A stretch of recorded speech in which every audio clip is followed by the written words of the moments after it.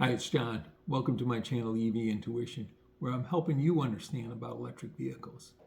In talking to people about electric vehicles, one of the things that I found out is many are not very aware of one of the biggest components of an electric vehicle system, that being the battery, or should I say, the batteries, as there's more than one battery in electric vehicle. So today what I want to do is help you understand characteristics of the two different batteries that you'll find in an electric vehicle. So let's get started.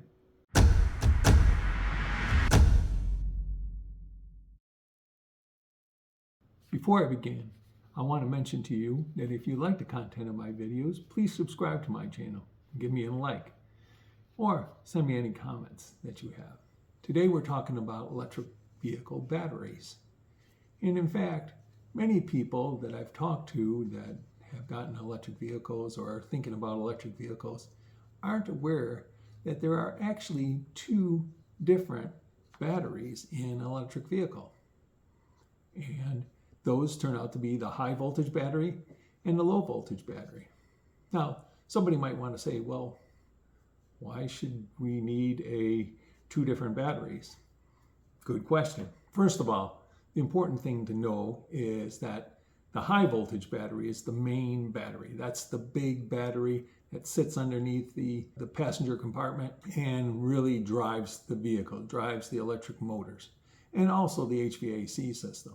So that's the battery that most people think of, because that's the battery that when you plug your charger into your vehicle, that's the battery that's being recharged. But many people aren't aware that there's also a low voltage battery in there, similar to the low voltage battery that you have in your gas vehicle. What's that gas vehicle electric battery do? It essentially runs the accessories in your vehicle. In the electric vehicle, it also does a very similar thing.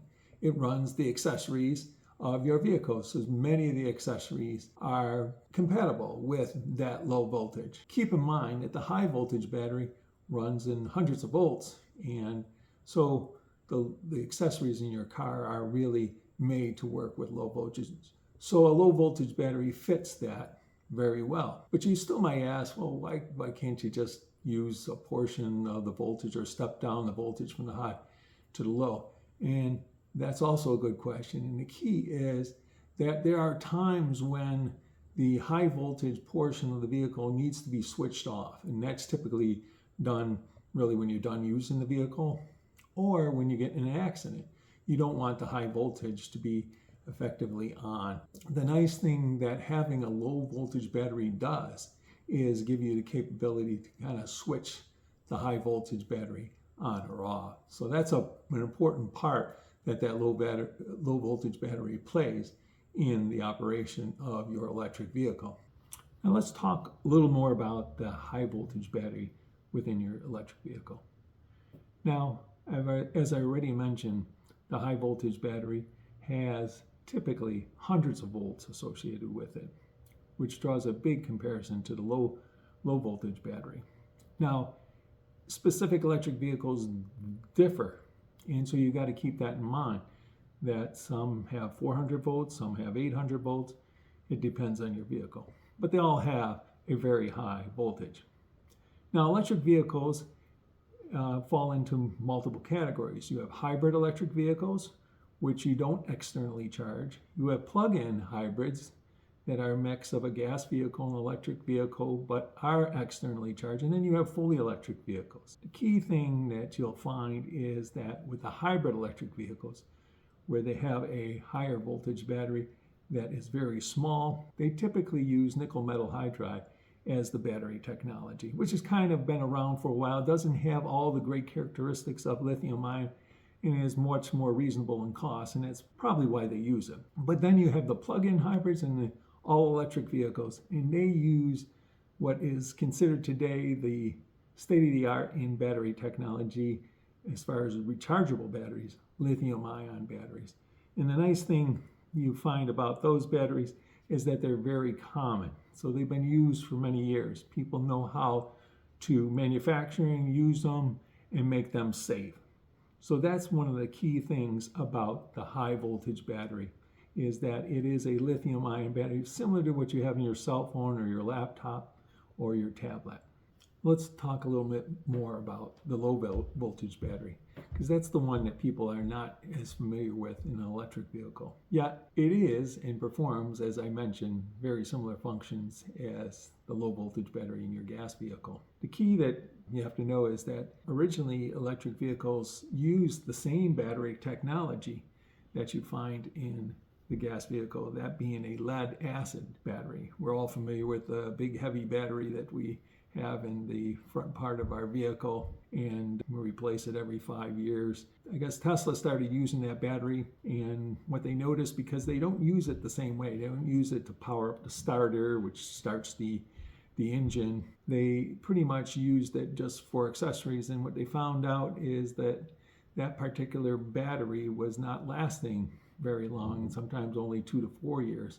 So Tesla recently has changed in the last couple years to a lithium ion low voltage battery that should last a lot longer. So keep that in mind, that there's different technologies out there. I know in my Ford Mustang Mach-E, the low voltage battery was a lead acid battery, and I now have a 2023 Model Y Tesla, which has the lithium ion low voltage battery. Just keep that in mind. The other thing that's important to note about this is, the lead acid batteries in electric vehicles were the same voltage. They're around 12 volts, which means it varies anywhere from 11 to 14 volts on a particular battery.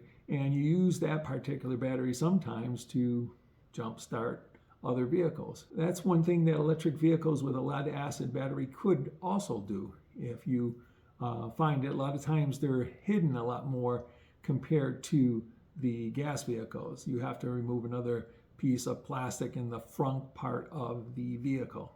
But you can get access to it, and you could use that potentially to jumpstart another vehicle. But if you have the Tesla, now the lithium ion battery in the Tesla is 16 volts, which is a little higher than the standard gas vehicle battery of around 12. And Tesla recommends that you do not use it to charge it. And one of the things that you'll notice, and you can see in the picture, is that Tesla lithium ion battery is actually a lot smaller compared to the lead acid vehicle. And that's one of the advantages, I guess, of a lithium ion battery, is that you can get a similar amount of power and energy in a smaller package and more lightweight. Actually, Tesla is using significantly smaller battery because it doesn't require the large amount of current that you may need in a battery in a gas vehicle, which is, like I said, often used to starts the electric starter, which helps the engine to turn over and get going. That's an important thing that you have to realize, is really what battery you have, especially if you got a Tesla, and what version you have of that Tesla. So make sure you check the additional information part of your vehicle to know what type of low voltage battery you have. Now, the nice thing about the lithium ion battery in the newer Teslas is that it's expected to last a lot longer. Remember, I told you that some of the earlier lead acid batteries in the Tesla were only lasting up to 2 to 4 years, and now that's expected to last a lot more with the lithium ion. Now, the other thing that you might think about is, well, how does that low voltage battery get recharged? Because it is a rechargeable battery. Gas vehicles have a component called an alternator, which is used to recharge the lead acid battery in those.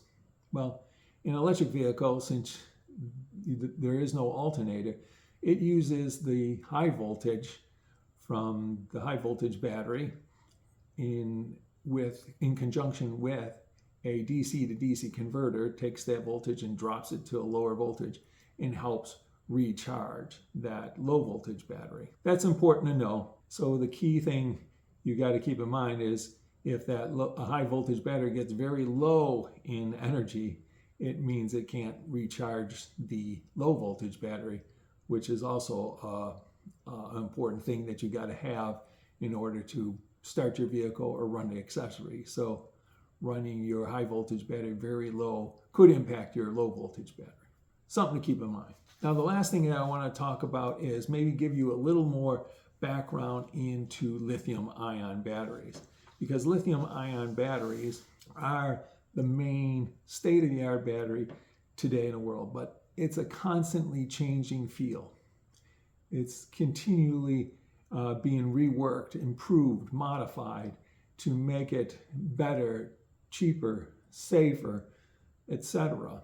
And so this is one of the areas in electric vehicles that I will expect over the next decade to change significantly.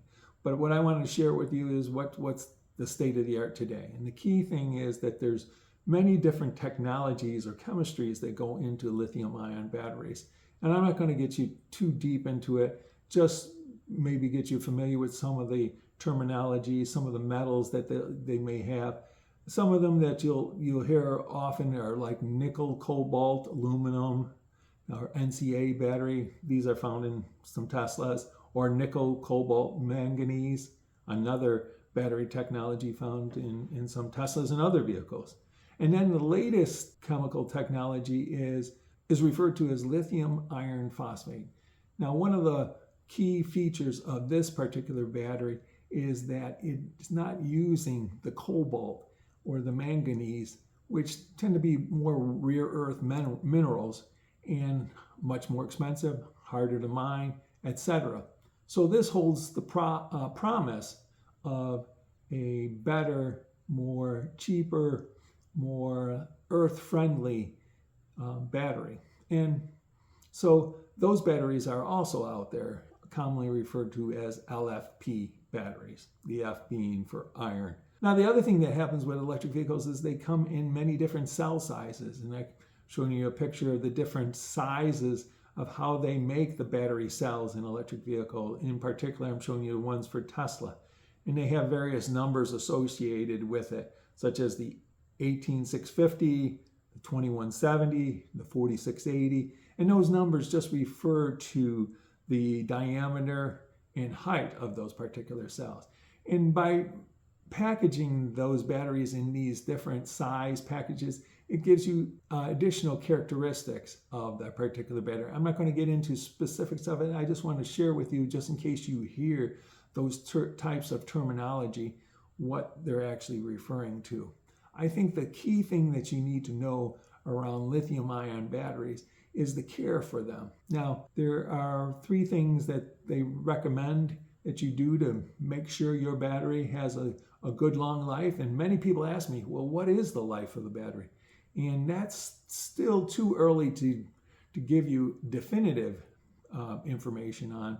Some batteries have lasted 10 years. Some have lasted over 150,000 miles, 200,000 miles.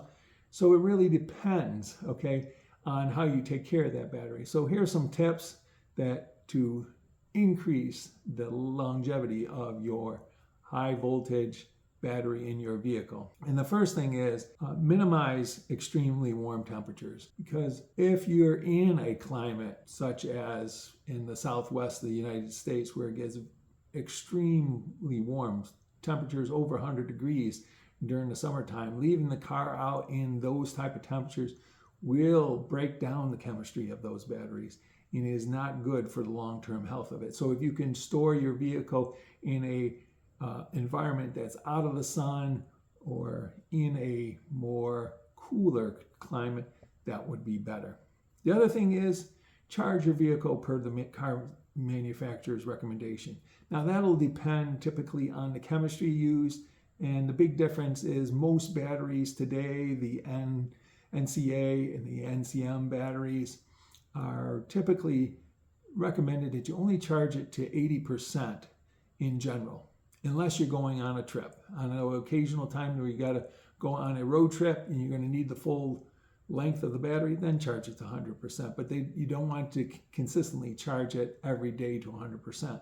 And the other thing, on the opposite end, they don't recommend you that you bring it down to 0 a lot too, and leave that battery at 0 or leave that battery at 100. So like for my Tesla, that's the battery I have. I have an NCA battery, and it's recommended that we stay between 10 and 80% of charge. And I I keep it probably closer to around 50% in general, unless I'm going on a road trip. Now, the LFP battery, if you have a vehicle with that, they tend to want you to charge that to 100% on a daily basis. And my understanding with that is that has to do with making sure it sinks the battery so that they can give you an accurate amount of range on that battery. If you don't consistently charge to 100%, you may not get an accurate range. So that's one of the things they do for that particular battery. And the last thing that I'll mention is in regards to, they say using slower chargers. If you don't need a high speed charger, don't use it. The slower speed chargers like the level 2 AC chargers that you have in your home are perfect for your vehicle. So tend to use those if you can. And I've always said that having an AC charger at home is a key important to get the value out of an electric vehicle. Now, there have been some recent studies done by the website called Recurrent that has said that there isn't much difference between charging on high-speed chargers versus lower-speed chargers. So that was their data is showing that that may not be as significant. We continue to learn more as more and more data shows up, but it's still considered safer to go with slow chargers versus the high-speed chargers if you want to be more conservative. As this data shows in Recurrent, it may not be such a big difference. So I hope all this information about electric vehicle batteries has been informative and useful to you. Thanks for watching, and I hope to see you next time. Take care.